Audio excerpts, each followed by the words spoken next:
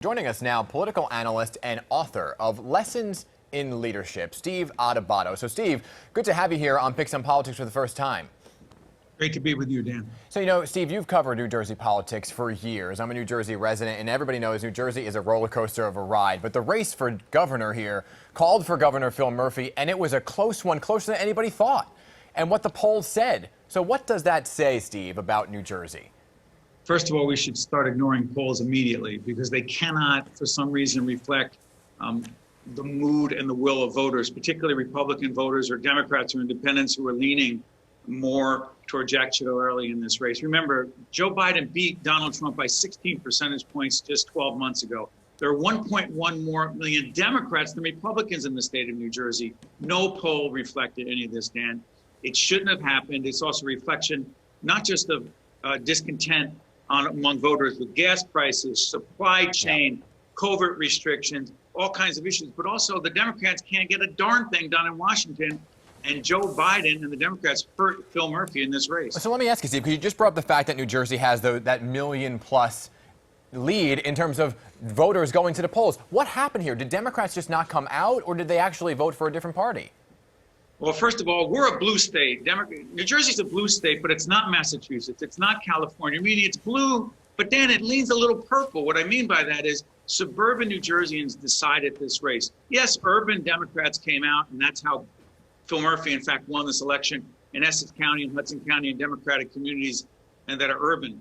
But I got to tell you, it's the suburbs of New Jersey that were frustrated on so many levels. And Phil Murphy took the hit on this, whether it's deserved or not, who knows, but it was suburban voters, and they could go Republican or Democrat, but they're mostly independent, Dan.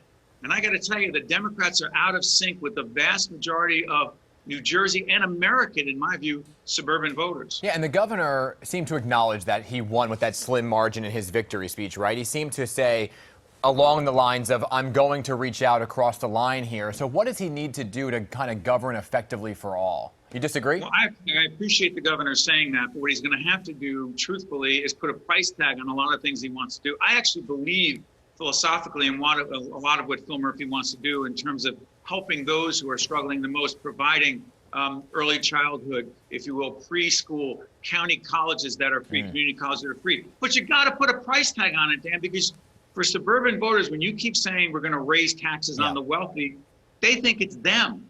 And it may or may not be. But when Phil Murphy said, and Jack Ciattarelli hit him on this, here's the quote.